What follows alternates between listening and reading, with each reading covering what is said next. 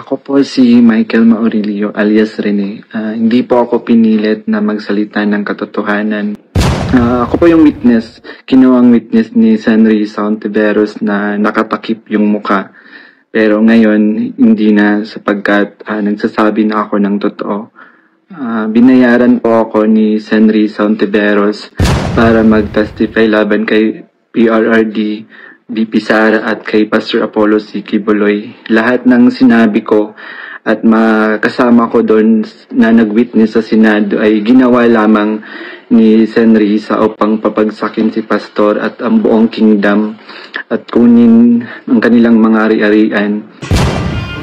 Nako, ito na kaya ang pagbagsak ni Senator Risa Hontiveros. Dahil sa napaka-trending video ho ni alias Karine, na inamin niya po mismo sa video na siya ay binayaran ni Senator Risa Hontiveros upang siraan lamang si Pastor Kibuloy, Vice President Inday Sara at former President Rodrigo Roa Duterte. At ang pinakamatinding revelasyon niya dito, dali si Anton Lagdamio, yung SAP ni Bongbong Marcos, at si Tory. Bago po natin pag-usapan, sa mga bagong pasok, pa-like, pa-share, pa-subscribe. Kailangan po natin ito ipalabas dahil para malaman ng buong mundo ang katotohanan at kababalaghan ni Senador Risa Hontiveros. Ito po yung ating pag-uusapan ngayon. Ang panunuhol ni Risa Hontiveros kay Rene na nagkakahalagang 1,000,000 pesos para lamang wasakin, sirain si Pastor Kibuloy, ang KOJC at ang mga Duterte. Masurpresa kayo sa video ito dahil kasama dito si Lagdamio at si Tory. Sa tingin ko, mukhang state-sponsored po talaga ang nangyayari kay Tatay Digong, Vice President Inday Sara at kay Pastor Kibuloy. Ngayon, para mag-guide tayong lahat, mga kabisdak, sa mga hindi po nakasunod kay alias Karine, meron po akong ipi-play na video. Noong nag-testify siya ng kasinungalingan sa Senado. At siyempre, i-play rin po natin yung bagong trending na video para mabalikan lang natin ang mga nangyayari at pagkumparahin po natin kung sino ho ang nagsasabi ng totoo at kung sino ang sinungaling sa dalawang Rene. Alias Karine, at yung pangalawa, hindi na pala Rene siya kasi sinabi niya na po yung totoong pangalan. Narito po ang unang video. Tandaan niyo po, puro kasinungalingan po ang sinasabi ni alias Karine sa Senate hearing ni Hontiveros. Panoorin po natin mga kabisdak.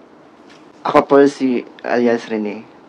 Nasa 8 taong gulang at nakatira po sa Pasay City matapos manumpa sa ilalim ng batas at nagsasaad.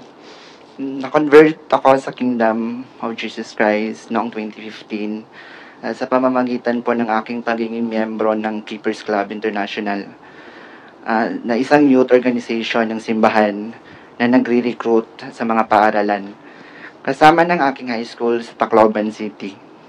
Nag-aalok po sila ng fake scholarship para maengganyo po ang mga kabataan. Pag nahumaling ka na po sa kanila, unti-unti na po nilang ipapakilala si Apollo Kibuloy na siya daw ang anak ng Diyos at siya ang may-ari ng sanlibutan. Pumasok ako sa full-time ministry dahil sa paniniwalang iyon at buong pusong inalay ko ang aking sarili sa kingdom. Sinabihan po kami ni Kibuloy na iwan niya namin ang aming pag-aaral, ang aming pamilya at aming mga pangarap sa buhay dahil kailangan namin mag-focus sa mga ipapagawa niya at para daw kami ay maligtas sa aming mga kasalanan. Pagkatapos po ng aking baptismo, pinang-area po agad ako. At ang ibig sabihin po nito ay ang araw-araw na panlilimos sa mga kalsada, mga restaurant, plaza, mga malls, at mga bahay. At may mga tinatawag na goal, ukuta kami araw-araw na dapat naming makuhang pera.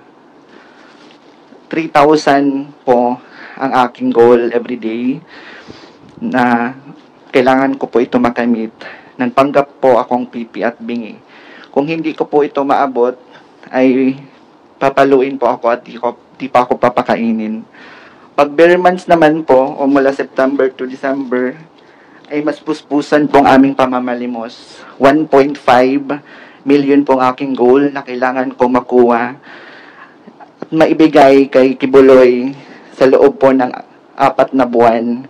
Kaya 8 a.m. to 11 p.m. ako namamalimos. Halos wala na pong pahinga at kain. Gumagamit din po kami ng mga fake charity para mas nakakaawa kami tignan. Kalaunan po ay naging youth leader po ako. At naging task ko po ang pagre-recruit sa iba pang mga kabataan na umanib po sa simbahan at mamalimos din. Dito na po ako magsimulang magtanong at magduda. Nagigilty po ako na mag-recruit ng iba pang mga kabataan. Gusto ko na pong umuwi sa amin, pero sa isang banda po wala na po ako mapuntahan dahil iniwan ko na po ang pamilya ko. Nung nahalata na nila na po, ako po ay may agam-agam, pinadala po ako sa Central Headquarters sa Davao. Akala ko ay matutupad na ang pangako nila sa akin na pag-aralin sa Jose Maria College. Pero dinala lang pala nila ako sa Glory Mountain, kung saan po dinadala yung mga sanction workers o yung mga hindi nakakakuha po sa mga kuta nila o ang kailangan ng pagwawasto. Ako po ay naging landscaper ni Kibuloy sa Glory Mountain at doon ko na po naranasan ang pananakit mismo sa kamay ni Kibuloy. Pag hindi po siya nag-agandahan sa aming landscape sa mansion niya, sinasampal niya po kami at pinahampas. Mga 4 beses ito sa isang linggo. Sa Glory Mountain po, pag dumadating po si Kibuloy, sakay ng chopper, may dala po siyang mga malalaking bag na laman po ay mga iba't ibang uri ng baril. At nilalatag po ito sa tent, nakatabi po ng mansion niya. Minsan po pumupunta din po doon si former President Rodrigo Duterte at former Mayor, Davao Mayor Sara Duterte. At pag umaalis na po sila doon sa Glory Mountain, dala na po nila yung mga bag. Na siya pong bag na nilalagyan po ng mga baril. Noong 2020 po, nagpaalam po ako na umuwi sa amin dahil hindi ko na po kaya yung pananakit ni Kibuloy. Inassign naman po ako pero hindi po ako pinayagan. Inassign naman po ako sa personal assistant ni June Andrade na isang sa mga mataas na opisyal ng kingdom. Dito po ako nakaranas ng mga sexual abuse. Pinipilit niya ako na pinipilit niya po ako at siya. May basbas naman doon ito kay Kibuloy. Tinumong ko ito sa executive secretary ng kingdom at CEO ng McDonald's KJC na si Eleanor Cardona. Pero di ako hindi po naniwala bagkos pinagalitan ako sinampal dahil grabe na daw po yung yawa sa loob ko. Pinag-fasting ako ng 7 araw na walang kain. Gusto ko na pong tawagan yung family ko para humingi ng tulong. Pero wala nang po akong cellphone. Kalagitnaan po ng 2020, ako po ay na-assign sa SME9 News sa Makati bilang pong researcher. 8 a.m. to 4 p.m. po yung duty ko sa newsroom. At 6 p.m. to 11 p.m. naman po ako namamalimos. City na San Pedro po, na boss namin sa SMNI. Kaya siya din nagsasabi sa amin na kailangan namin ma-hit yung aming mga goals. Minsan din hindi ko po ito naaabot dahil na rin sa pagod sa duty sa newsroom. Kaya sinasampal po ako at hinahampas ng libro ni Tina San Pedro. 2021 po ako umalis ng tuloy ng Kingdom. Buong loob ko at kahit natatakot ako, sabi ko hindi na ako magpapapigil pa. Nung unay araw nila ako payagan, pero kalaunay pumayag sila matapos ko sabihin na kakasuhan ko si Tina San Pedro. Pero bago po ako umalis ng SMNI, kinausap po ako ng SMNI CEO Marlon Rosete na wag daw ako magsasalita tungkol sa Kingdom, anong mga nalalaman ko, especially sa mga nakita ko sa Glory Mountain. Kung hindi, ipapakulong daw ako at mawawala ako dito sa mundo. Nanahimik po ako ng ilang taon. Bit-bit po ang trauma, ang aking mga pinagdaanan. Lalo na po ako ay member ng LGBTQ community. Maraming salamat po. Nabanggit mo dito sa affidavit mo na nakita mo si former President Duterte at ang ngayong vice-presidente na dating Mayor Sara Duterte. At pinaalalahanan kita, Elias Rene, tulad ng lahat ng resource persons, under oath ka. Makukumpirma mo ba ito na nakita mo sina dating Presidente Duterte at kasalukuyang VP, dating Mayor Sara Duterte, dun sa Glory Mountain? Before that, Madam Chair, gusto ko lang i-correct yung Sons of David Orchestra po, not Philharmonic Orchestra. Okay, so ibang pangalang orchestra, hindi Philharmonic. Opo, Okay. Madam Chair. Well noted. Ngayon, yung kino-confirm mo ba na nakita mo sa Glory Mountain si dating Presidente at si dating Mayor na kasalukuyang Vice-Presidente? Yes po, Madam Chair. Nakikita ko po sila sa Glory Mountain. At paano mo naman, isang particular na binanggit mo, paano mo nalaman na baril ang pinapasok sa mga bag? Nakita mo yung mga bag, paano mo alam na baril ang nasa loob ng mga bag? Yes po, Madam Chair. Kasi pag pumupunta po doon si Kibuloy sa Glory Mountain, sakay po ng chopper, meron po siyang mga dalang malalaking bag. Tapos yung bag po ay from helipad, sinasakay niya po doon, dinadala niya sa mansion niya. Tapos after nilalatag po sa ground, sa may tent po na near mansion niya. Tapos doon po nilalatag yung mga iba't ibang uri ng baril. So teka, ang nilalatag ay bag, pero inilalabas ang laman ng bag? Nilalatag, baril po yung kinukuha from the bag, tapos ito pa inilalatag sa ground. Okay, so hindi lang bag ang nilalatag. After ilatag yung bag sa ground, dun sa tent, nakita mo na inilabas yung laman at nakita mo na ang laman ay baril na iba't ibang klase? Yes po, Madam Chair. Okay, so kino-confirm mo yan sa komite na nakita mo ng sarili mong mata na inilabas ang laman ng mga bag at ang lamang ito ay mga baril na iba't ibang klase. Yes po, Madam Chair. Okay, maraming salamat, Elias Rene. Baka may mga tanong pa yung kami ng mga komite mamaya po. Ito pa pala, follow up lang, Elias Rene, para lalong mapatotohanan, ma-confirm ang mga sinabi mo sa amin so far. Paano mo nakita?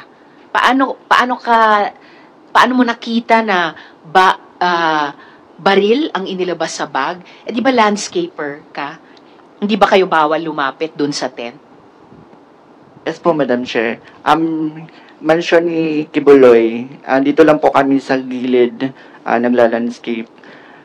Tapos, sinasabihan po kami, kapag pumupunta na si Kibuloy, ina-advisean po kami na bawal po namin sabihin yung mga nakita namin sa mga kasama namin doon sa Glory Mountain.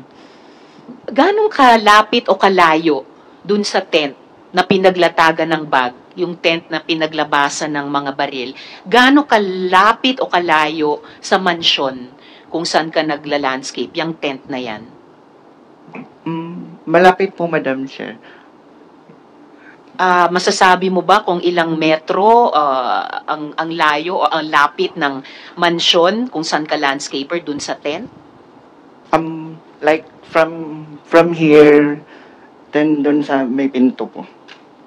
Okay. So, ganyang ilang metro Yeah, lamang ganyan po kalapit, Madam Chair. mula sa upuan mo hanggang sa pintong iyan ng ating hearing room. Yes po, Madam Chair. Okay. So, kaya mo sinasabi sa amin na nakita mo talaga na baril ang inilabas sa mga bag na inilatag dun sa tent. Yes po, Madam Chair. Okay. Salamat, Elias Rene. Ayan po yung kasinungalingan ni alias Rene sa Senado. Lahat ng sinasabi niya, puro kasinungalingan, puro gawa-gawa lamang. Lalo na yun sa baril. Nasabi ni Hontiveros, nakita daw, ganyan ang kalapit. Malayo po. Dahil ako po mismo nakapunta dyan sa Glory Mountain. Yung helipad at doon sa sinasabi niyang may tent, napakalayo, hindi po makikita ng mata. 3 kilometro po yon, mga kabistak. Ganun kalayo. Kahit sinong Superman o matang agila, hindi po makikita yung helipad talaga, mga kabistak. Dahil napakalayo po ng sinasabi niyang may tent, no? Doon sa helipad ng Glory Mountain. Yung mga scholarship, totoo po talagang mga scholarship, kasi nungalingan yung sinasabi niya mga peking scholarship. Anyway, wag na natin patagalin. Hayaan po natin itong si alias Rene na mag-debunk mismo ng kanyang kasinungalingan. Mantakin niyo po, mga kababayan ko. Nagulantang ang buong mundo sa bigla niyang paglabas at trending na nga ho ito, mga kababayan ko. Narito po ang totoong Rene na nagsasabi ng katotohanan na siya umano ay sinuhulan lamang ni Risa Hontiveros ng halagang 1 milyon para sirain ang QGC Pastor Kibuloy, former President Rodrigo Roa Duterte at Vice President Inday Sara Duterte. Panoorin niyo po, mga kabisdak. Ako po si Michael Maurilio alias Rene. Hindi po ako pinilit na magsalita ng katotohanan. Pusang loob ko pong inilalahad ang mga nagawa kong kasalanan at mga plano laban kay Pastor Apollo C. Kibuloy at sa Kingdom Ministry. Ako po yung witness, kinuwang witness ni Senry Hontiveros na nakatakip yung muka. Pero ngayon, hindi na sapagkat nagsasabi na ako ng totoo. Binayaran po ako ni Senry Hontiveros para mag-testify laban kay PRRD, VP Sara at kay Pastor Apollo C. Kibuloy. Lahat ng sinabi ko at makasama ko doon na nag-witness sa Senado ay ginawa lamang ni Senry upang papagsakin si Pastor at ang buong kingdom at kunin ang kanilang mga ari-arian. Ngayon po ay hinahanap at tinatakot ako ni Senry.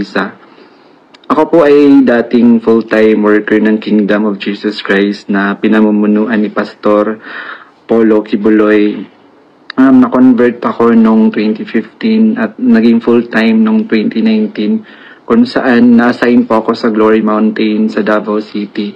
Lumabas po ako ng 2021, ngunit nagpaalam po ako ng maayos at pinayagan naman ako ng Kingdom dahil may balak po akong bumalik pagkatapos ng ilang taon. Noong January 2024, nag-vlog po ako kasama ang isang ex-full-time na si Lawrence Capuno dahil nagsimula na noon yung unang pagdinig na sa Senado sa pangunguna ni Senry Hontiveros tungkol sa mga aligasyon ng sexual abuse at human trafficking na isinampalaban kay Pastor Apollo Kibuloy. Sa vlog na yun, pinasinungalingan namin yung mga claim ni Glenda Portugal alias Amanda at nung iba pa na pawang kasinungalingan lahat. Noong February 2024, kinontak ako ng isang ex-full-time na si Shishir Bandari at inalok na maging witness sa Senate investigation ni Senador Risa kapalit ng financial assistance. Pumayag ako dahil sa panahon din yun, nangangailangan din ako ng pera.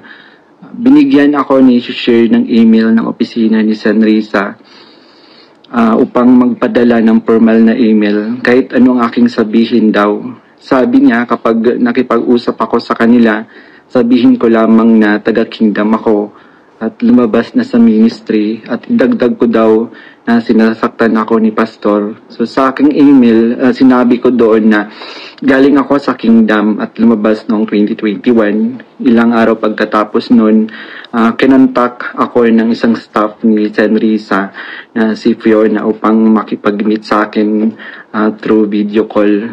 Sa pag-meeting namin kay Attorney J. Becama, Chief of Staff ni Sen. Ontiveros, pinagawa ako ng affidavit tungkol sa mga gawain ko sa loob ng kingdom, mga transaction at operation na kinasangkutan ko. Ang isinulat ko doon ay pawang mga personal kong experience lamang at wala akong binanggit na pananakit, sexual abuse o human trafficking sa aking salaysay. Matapos kong ibigay yung affidavit, muli kaming nag-meet ni Attorney Becama. Pagkaraan ng 2 araw, binigyan niya ako ng revised affidavit na naglalaman na ng mga karagdagang aligasyon ng pananakit ni Pastor na hindi ko naman naranasan o nakita. Kasama rin dito yung maling pahayag na ako daw ay na-assign sa SMNA News kahit hindi totoo dahil ako ay nasa Glory Mountain mula 2019 hanggang 2021. Nandun din yung aligasyon na sa di umano ay nasaksihan ko tungkol sa mga baril na sangkot sina Sara Duterte at dating Pangulong Rodrigo Duterte na hindi naman totoo dahil wala naman akong nasaksihan na ganong pangyayari. Pinilit din akong idagdag yung pangalan ni Senador Bongo at Senador Bato de la Rosa sa affidavit kapalit ng mas malaking halaga ng pera. Pero hindi ko na sila isinama kasi baka umattend sila sa hearing at magtanong at makorner ako. Yung pag-appear ko sa Senate ay may reward na 500,000 na ibinigay nila sa akin at dagdag na 500,000 nang isinama ko si Sara Duterte at si dating Pangulong Duterte. So, 1 million po lahat ang binigay sa akin. Isang linggo before ang Senate hearing noong February 19, 2024, pinatira ako sa isang kondo kung saan ako ay biniriefing at tinuruan tungkol sa mga dapat na isasagot ko sa tanong ni Senador Risa. So, sa araw ng hearing, umiyak ako dahil sa konsensya habang binabasa ko yung script na alam ko naman na hindi totoo at hindi ginawa ni Pastoro ng Kingdom. Pagkatapos ng hearing, tinago ako ni Sen. Risa sa kanyang kondo sa Manila at inutusan na maghanap pa ng ibang pwedeng maging witness kapalit ng pera dahil may mga susunod pang hearing. Sa buong taon ng 2024, nanirahan ako sa condo ni Sen. Risa at nung January 2025 lumipat ako pansamantala sa isang safe house kung saan nakasama ko doon sina Mutabato at iba pang mga biktima ng extrajudicial killings. So, sa bawat research o information na aking naibibigay sa Senado, nakakatanggap ako ng rewards na 12,000 na ibinibigay ni Sen. Risa sa pamamagitan ng kanyang staff na si Sir Ryan. So, sa kabilang sa mga na-research ko, nagawa kong research, yung inimbentong Angel of Death daw ng Kingdom na inimbento ni alias Jackson, si Edward Masayon. Kabilang doon yung na-research ko yung mga member at yung mga general na nag-courtesy call kay Pastor. Noong August 29, 2024, nag-dinner meeting kami nila Blenda Portugal alias Amanda kasama ang kanyang legal team na Senator ni Joanna Paula Domingo at ng Office of the Special Assistant to the President at si Attorney Ian Interina at yung kasama yung abogado ko na si Attorney Ange May Bagudyo sa isang hotel sa Quezon City. Pinagplano nila kung paano idiin ang kaso ni Pastor at inganyo akong mag-file ng kaso. Sabi ni Attorney Domingo na mas maganda mag-focus kami sa human trafficking dahil mahina ang kaso sa sexual abuse. Sabi pa ni Attorney Domingo na matalik siya na kaibigan ni Attorney Pearl Angelica Canada na dating abogado ng Kingdom at dating namuno sa Jose Maria College. Ayon sabi ni Attorney Domingo, sabi sa kanya ni Pearl na umalis na sila sa Kingdom at alagaan mo daw si Amanda at siya na ang umawak ng kaso laban kay Pastor. Kasamang kanyang kapatid na si Attorney Lady Jade Canada at si Shishir Bandari sa US na nabanggit ko na kumontak sa akin upang siraan si Pastor. Dagdag pa ni Attorney Domingo na gumagamit sila ng private jet mula kay Secretary Antonio Lagdameo papuntang Davao para sa kaso ni alias Amanda dahil sabi ni Attorney Domingo ito ay para sa seguridad nila sapagkat may natatanggap daw silang security threat. Noong mga panahong iyon, nagkaroon din kami ng pag-uusap ni alias Amanda, si Brenda Portugal, kung saan tinanong ko siya tungkol sa kalagayan ng kanyang kaso sa sexual abuse at human trafficking. Sinabi niya sa akin na mahina daw talaga yung kaso sa sexual abuse sa Pasig at gusto niyang sumuko, kaya lang may mga nagsusulsul daw sa kanya na ituloy pa rin yung kaso. Nakiusap niya lang siya sa akin na tulungan ko siyang maging witness sa kanyang kaso sa human trafficking at nanghingi pa siya ng ebidensya kung meron daw akong naipon or naitago ng mga patunay sa sexual abuse. So, ipiniliwanag ko sa kanya na wala akong ebidensya dahil hindi ako kasama sa mga pangyayaring iyon dahil nagsimula lamang ako bilang full-time noong 2019 at hindi rin ako biktima ni Pastor kaya wala akong maibibigay na ebidensya. Sinabi ni alias Amanda na mag-focus na lang ako sa human trafficking at maghanap ng mga ebidensya kung mayroon pa akong naitatagong impormasyon. Sinabi ko sa kanya na maghahanap ako ngunit wala talaga akong ebidensya dahil hindi naman talaga totoo ang mga aligasyon. Sabi ni Attorney Domingo na hinahanapan daw nila ng butas upang makasuhan at madisbar si Attorney Israelito Torion upang mawala na daw ito dahil sabi niya magaling daw ito. So sa panahon ng KOG stage sa Davao City noong August 24 hanggang September 8, 2024, everyday kaming nagmi-meeting kasama yung mga staff ni Senrisa, yung PNP, CIDG, nandun yung US Embassy, yung NBI, ang Department of Justice at yung mga tumiwalag sa Kingdom mula sa Amerika na sina Ann Lagerder at Arlene Stone. Pinag-uusapan ang plano kung paano ma-extradite o ma-extraordinary rendition si Pastor sa US at paano pabagsakin ng Kingdom. Ang pangunahing pinag-uusapan mga meeting ay ang plano sakaling mahuli si Pastor ay ang plano ay agad siyang extradite sa US at bawiin ang kaso na isinampan ni alias Amanda upang mapabilis ang extradition ni Pastor kapag siya ay nahuli. Subalit, hindi ito natuloy dahil sa pag-aalala sa US na maaaring manalo si Donald Trump sa panahong iyon na nagdulot ng paghina ng kanilang connection sa gobyerno ng US. So dahil dito, nang mahuli si Pastor, wala na silang pagkakataon na ma-extradite siya. Kaya naman nagutos si Senrisa Tevero sa amin na labanan ang kaso dito sa Pilipinas laban kay Pastor at sa lahat ng mga administrator ng Kingdom upang tuluyang pabagsakin ng Kingdom. So tinatanong kami ng paulit-ulit kung may alam kami tungkol sa isang bunker daw nung panahon ng KOG Siege dahil kapag nahanap daw nila si Pastor, babahan ng pera at may bahagi kami doon.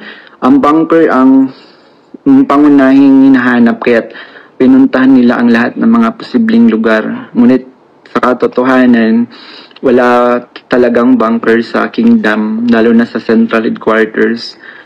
Ang mga updates tungkol sa mga ito ay galing sa kasalukuyang PNP Chief General Nicolas Torre, na siyang nangunguna sa bawat meeting namin at nagtatanong tungkol sa lokasyon ng bunker. Kasama ko rin sa mga meeting na yon sina Edward Masayon alias Jackson, na pumasok sa Kingdom compound na nagkunwaring pulis dahil siya daw ang nakakaalam kung saan ang bunker. Kasagsagan ng sage ng message sa akin si Fiona, staff ni Risa, na sa pamamagitan ng WhatsApp, na sinabi niya na dapat ko daw tanggalin sa kaso ko si June Andrade dahil isa daw siya sa amin na nagbibigay siya ng mahalagang impormasyon. So ipinaalam ko sa kanya na ipapasa ko muna ito sa aking abogado. Pero ngunit isang linggo pagkatapos nun, tinanong ulit ako kung may contact ako sa Kingdom dahil hindi na raw mahanap si June Andrade. Hanggang ngayon, hindi na siya natanggal sa kasong pinafile sa akin. Noong November 5, 2024, nagkaroon kami ng meeting kasama sina Undersecretary Nicolas T. ng Department of Justice at 4 pang prosecutors. Ang naalala ko doon si Prosecutor Olivia Torrevillas, si alias Amanda, kanyang mga abogado, si Attorney Domingo at si Attorney Ian, 3 representative from NBI, 2 lawyer at 1 agent. Ang sabi ni Yusek sa amin, bawat isa sa amin na nag-witness sa Senate investigation na ginawa ni Risa ay may naka-assign ng mga administrator ng Kingdom na kakasuhan namin. Meron reward na 1 million pesos kung magfa-file kami ng kaso laban sa kanila upang tuluyan na daw masira at mawala ang Kingdom at makuha na nila yung mga ari-arian ni Pastor at ng Kingdom. So sa akin, naka-assign yung 2 administrator na sina Eleanor Cardona at si Marlon Rosete. Pati na rin yung 2 key person ng SMNI na si Cristina San Pedro at si Hannah Jane Sancho. May 2 ministers, si Carlo Catiil at si Rico Mandin, at coordinators na si Grace Mandin at si Corazon Dupalag. At yung kay Alias Jackson naman, yung naka-assign sa kanya, yung mga lalaking administrator, katulad nila Marlon Nacobo, nasali si Sister Elizabeth Carion. And kay Alias Jerome naman, naka-assign sa kanya yung mga administrator ng mga babae na sina Neneng Lizada at si Teresita Dandan. So sa iba't ibang araw na mga meeting namin, kasama ko yung mga dating full-time worker ng Kingdom na lumabas dahil sa mga nagawang kasalanan sa loob ng ministry. Doon sina Arlene Stone at Ann Lagerder na parehong sumasali through Zoom mula sa US na tinutulungan sila ng FBI. Si Regina Arevalo naman na siyang scriptwriter ng karamihan ng mga binabasa namin sa Senate hearing.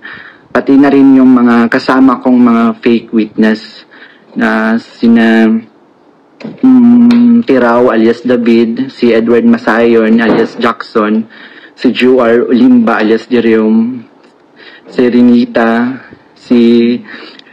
Hernandez, si Glenda Portugal alias Amanda, kasama yung Chief of Staff ng Office ni San Risa na si Attorney J. Becama, at yung staff na si Fiona at si Faye. So hanggang sa ngayon, paggawa ko ng affidavit, patuloy ang surveillance at mga planong raid sa mga ari-arian ng Kingdom, kabilang ang mga Kingdom Light Congregation sa iba't ibang bahagi ng Pilipinas, yung SMNI building sa Makati, yung KOG Central Headquarters sa Davao. Bukod dito, tinatarget din yung mga anak ng mga full-time workers bilang mga biktima daw ng human trafficking at child abuse.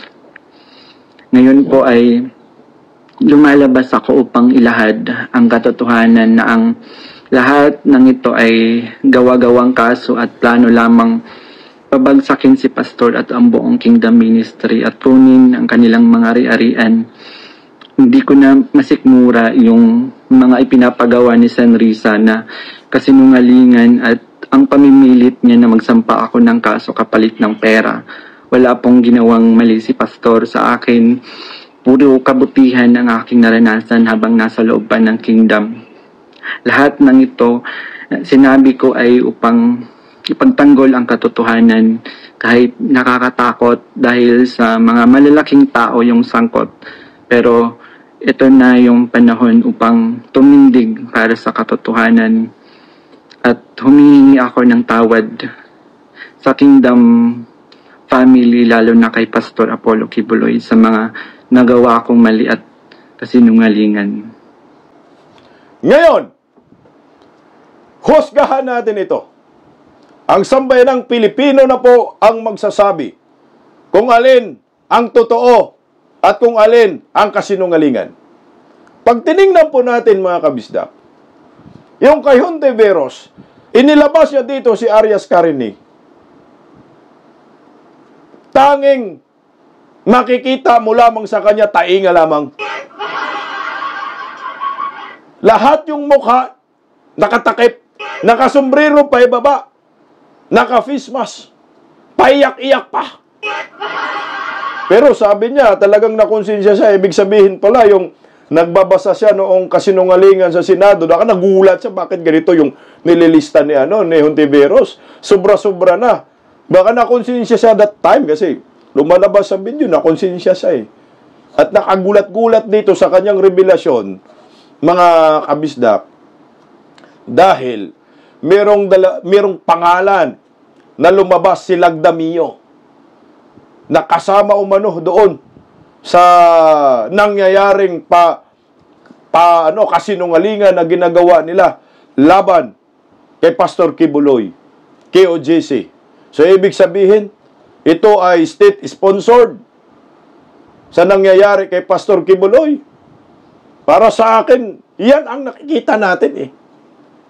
Mantakin mo, complainant isa lang, pero buong pwersa ng gobyerno ay dinala labang kay Pastor Kibuloy sa KOJC. Ganun ho katindi.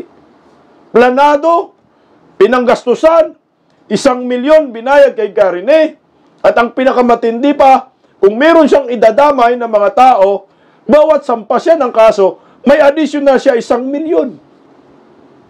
Ang tindi ho ng bayaran. At bawat mabigay na impormasyon ay 12,000. Bawat impormasyon. Networking Diyos ko, Ginoo. Pero ngayon, alam na ng sambayanang Pilipino kung sino yung sinungaling. Tatak Hontiveros, talagang gawain niya po niyan. At iwan ko lang kaya kung palampasin pa ito ng sambayanang Pilipino. At iwan ko lang kaya kung hindi ho ito imbestigahan din sa Senado. Kasi ayon kay Carini, hinahanting na daw siya ngayon. Pinaghahanap na daw siya ngayon ni Hontiveros. Kaya nga ho, ako, bilib din ako sa taong ito.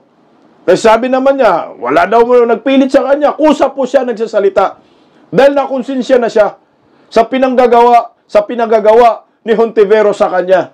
Na puro kasinungalingan at walang katotohanan. Kaya lumantado siya. At sana, yung mga peking witness na binayaran ni Hontiveros, pinatira sa kondo ni Hontiveros, kasi siya pinatira sa kondo ni Hontiveros eh. I think, baka nga yung kuryente tubig, di ba? Siya pa rin nagbabayad. Ito.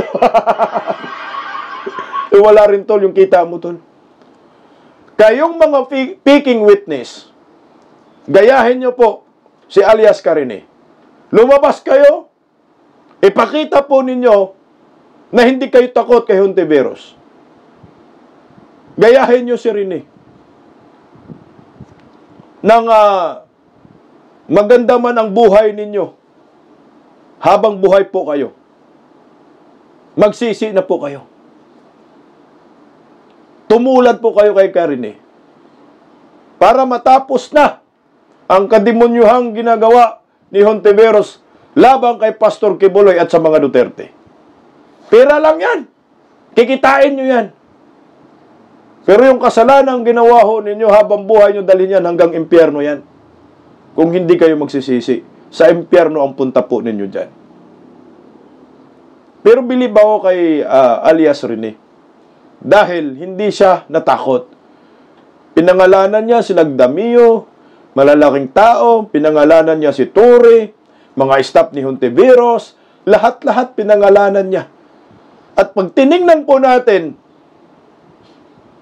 itong video ni Karine, ngayon, na lumantad, talagang yung pagsasalita niya, galing sa puso niya. Walang binabasa, walang script. Sarili niya talaga yan. Walang hindi tinakpan yung mukha. Taas ang sinabi ang totoo niyang pangalan. Dahil, yan naman talaga ang dapat gawin. Sana ho, makonsensya yung ibang sinuhulan ni Hontiveros. Hindi pa huli ang lahat. Samahan niyo po si alias Karine. Basta ako, ang nakikita ko po dito, ito na ang pagbagsak ni Risa Hontiveros at pagbangon naman ni Pastor Kibuloy at kay OGC. Mamaya mga kabistak, padamihan natin yung komentaryo natin dito, alas 8:30, dito sa ating channel. Kita-kits po tayo. At sana, Rene, kung saan ka man, sana'y ligtas ka sa inyong kinalalagyan. Huwag kang lalabas-labas. Baka makita ka ni Hontiveros, yari ka Rene. Marami kang binangga. Pati itong PNP chief ngayon, pati si Anton Lagdamio. Nasap ni Bongbong Marcos. Grabe ang tindi ng revelasyon ni Rene. Ano kaya ang mangyayari dito kay Risa Hontiveros? Abangan po natin mamaya, alas 8:30.